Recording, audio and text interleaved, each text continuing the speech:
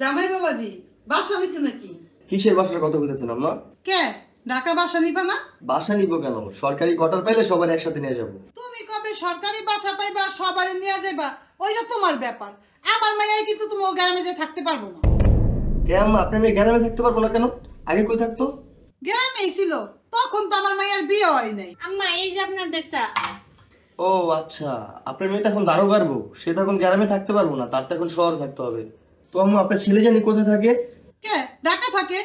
আপনার ছেলের বউ আমাদের ভাবি, সে এইখানে থাকে কেন? তারও ঢাকা পাঠিয়ে দেন। এই তুমি এত দাঁড়া আসতেছো কেন? যাও জামাই যদি পাকের কাছে ভালো মন্দ রান্না করো। এই যে আম্মা, আপনি আপনার ছেলের বউ ননদের জামাইয়ের সামনে আপনি যে জারিটা দিলেন, এর 100 ভাগের 1 ভাগ জারি যদি আমার মা আপনার মেয়েরে দিত, এতক্ষণে আপনার মেয়ে আমার সংসার আগুন লাগায় দিত। তুমি কি বলতে চাইতেছো? আমি কি তোমার সাথে খারাপ ব্যবহার করি? মোটেও না। না না, তুমি কি আমার মার সাথে খারাপ ব্যবহার করতে পারো? তুমি আমার মার সাথে কি ধরনের ব্যবহার করো সেটা তুমিই ভালো জানো।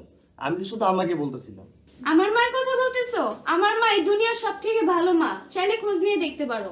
বিয়ের আগেই খোঁজ দিয়ে দেখি নাই, এখন আর খোঁজ দিয়ে কি করবো? জামাই বাবাজি তুমি যাই কও, এইবার যদি শহরে যাই আলাদা বাসা না নাও, আমার মাইয়াই কিন্তু তোমাকে গ্রামে যে তোমার বাপ মায়ের লেগে রান্না করে খাওয়াইতে পারবো না। আমার মাইয়া কিন্তু আমার কাছেই থাকবে। আচ্ছা আম্মা, এ বাসায় রান্না বান্না কে করে? কে? আমার পোলার বউ। ও, আপনার ছেলে বউ মানে ভাবি। আর ভাই বিয়ের আগে রান্না কি করতো? আমি। মানে আপনার শাশুড়ির বৌমা রান্না করতো, আপনি রান্না করতেন। তো আপনি যেহেতু আপনার শাশুড়িকে রান্না করে খাওয়াতে পারেন, তো আপনার মেয়ে কেন আমার মাকে রান্না করে খাওয়াতে পারবেন আম্মা? আমি কি ওরে রান্না করতে না করছি নাকি? ও রান্না করবে শুধু তোমার জন্য, অন্যকের জন্য না। এক্স্যাক্টলি আম্মা, আমি এই কথাটাই বলতে চাচ্ছি। আপনার মেয়ে যেহেতু আমার মাকে রান্না করে খাওয়াতে পারবে না, তাহলে আপনার ছেলের বউ আপনাকে কেন রান্না করে খাওয়াবে? আপনি ভাবিকে ভাইয়ের কাছে পাঠাতেন ঢাকায়। তুমি মায়ের সাথে এত কথা কেন বলতেছো? রুমে চলো, তোমার সাথে আমার কথা আছে।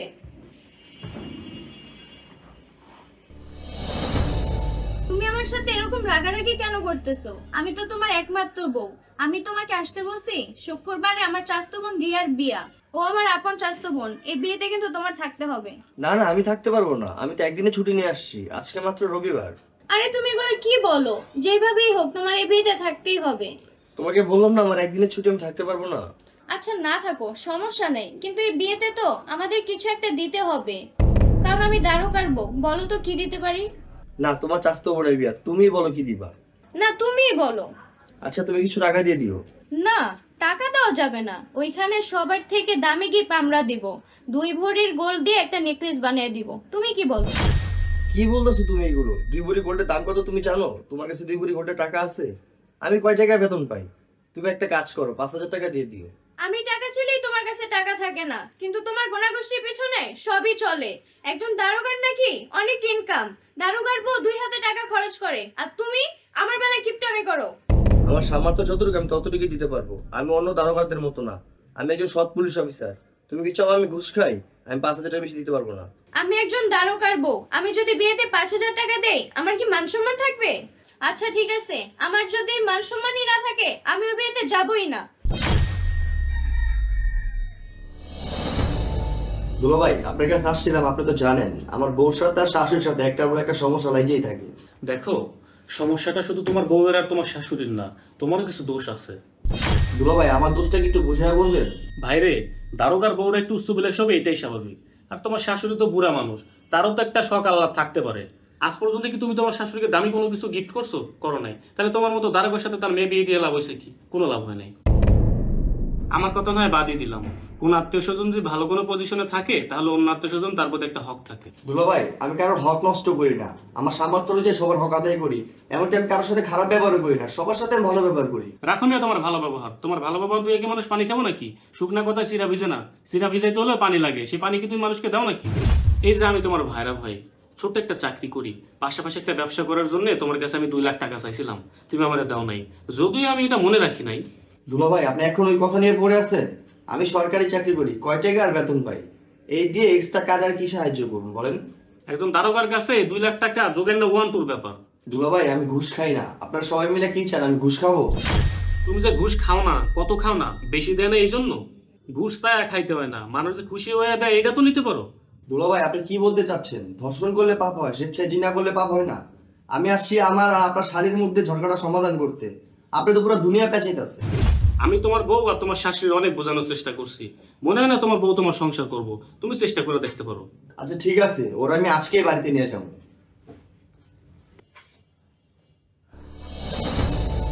রিশা, চলো আমি তোমার নিতে আসছি। কেন, নতুন বাসা নিছো? না, নতুন বাসা নেই নাইকা, যে কয়দিন কটন না পাই এই কয়দিন তুমি গ্রামের বাসায় থাকবা, মা বাবা দেখাশোনা করবা। তোমাকে বলছি না আমি গ্রামে যাব না, যতদিন পর্যন্ত তুমি কোয়ার্টার না পাইছো ততদিন পর্যন্ত আমি আমার মার বাসায় থাকবো। না, তুমি তোমার মার বাসায় থাকতে পারবে না, তুমি আমার মার সাথে থাকবা, তার দেখাশোনা করবা। এতই যখন মামা করো, আমাকে বিয়ে কেন করছো? মার সাথেই থাকতা। বেয়াদব! কি তোর এত বয়স আছে আমার গায়ে হাত দিছস? তোর নামে আমি নারী নির্যাতন মামলা করব, তোর আমি জেল খাটাবো, তোর সংসার আমি আর করব না। এই কি হইছে? তোর মারাই করতেছিস কে? মা দেখো, ওর মা বাবার জন্য ও আমার গায়ে হাত তুলছে। কি তোর মা বাবার লেগে আমার মেয়ের গায়ে চাপ দিছস? তোর কাছে আমি মাইয়া দিলাম, তুই বাইরে আমার বাসা থেকে। আপনার মেয়ের এই শাসনটা আমার আর আগে করা দরকার ছিল, কারণ আপনার মেয়ের মাথায় কমন সেন্স দেয় কোন জায়গায় কোন কথাটা বলতে হয়। তোর কোনো কথা শুনতে চাই না, তুই বাইরে আমার বাসা থেকে।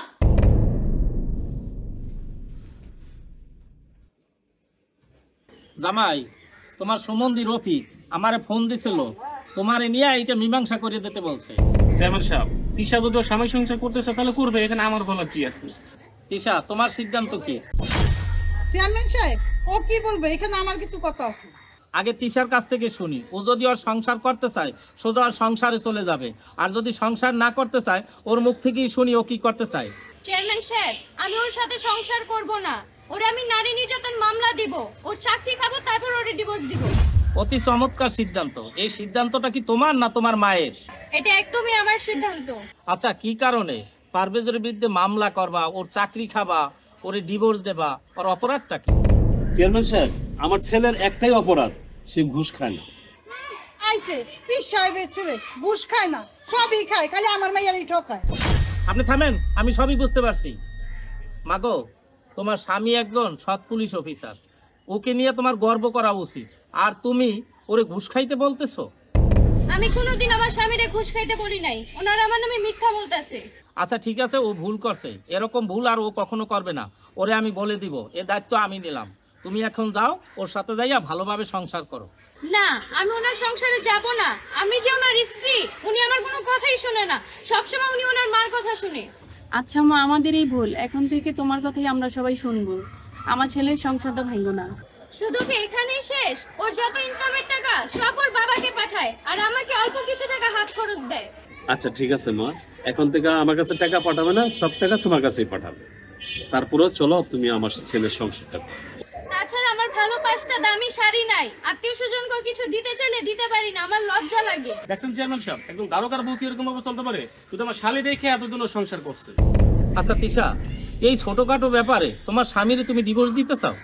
শুধু ডিভোর্স না, ওরে মামলা দিয়ে জেল খাটামু। যে জেল খাটাইলি যে সমাধান হইবে, ওর সংসারটা করা যায় না? হ্যাঁ, সংসার করতে পারি, একটা শর্তে, ওর ইনকামের টাকা সব যদি আমার হাতে দেয়। কোন দুঃখে আমার বেতনের সব টাকা আমি তোমার হাতে তুলে দিব? আমি কি নেশাখোর? আমি জুয়ারি? আমি একজন সৎ পুলিশ অফিসার। আমি তোমাকে ভালোবেসে বিয়ে করছি, তার মানে এই না যে তোমার সব অন্যায় আবদার আমি মেনে নিব। তুমি আমাকে কি ডিভোর্স দিবা? আমি তোমাকে ডিভোর্স দিব, যাতে তোমার মামলা করতে সুবিধা হয়। তুমি কি মনে করছো ওরে ডিভোর্স দিয়ে দিলে তুমি খুব ভালো থাকবা? আজকে যে তুমি যে সম্মানটা পাচ্ছ, এটা শুধু তোমার স্বামীর জন্য, কারণ ও একজন ভালো পুলিশ অফিসার, ভালো আছে, এই জন্যই সবাই তোমারে সম্মান করে। ডিভোর্স হয়ে গেলে তোমার এই সমাদর আর থাকবে না, এমনকি তোমার মা দুলাভাই এরাও পাশে থাকবে না। সমাজে স্বামী ছাড়া ডিভোর্সি মেয়েদের কোনো সম্মান থাকে না। চেয়ারম্যান চাচা, আপনি আমাদের মাফ করে দেন, আমরা এখন আসি। বাবা উঠো। আম্মা, আমাকে সাথে করে নিয়ে যাবেন না? আমি আমার ভুলটা বুঝতে পারছি, এতদিন আমি যা ভুল করছি সব আমার মা আর আমার দুলাভাইয়ের কথায়। আমি এরকম ভুল আর কখনো করবো না, আপনারা আমাকে মাফ করে দেন।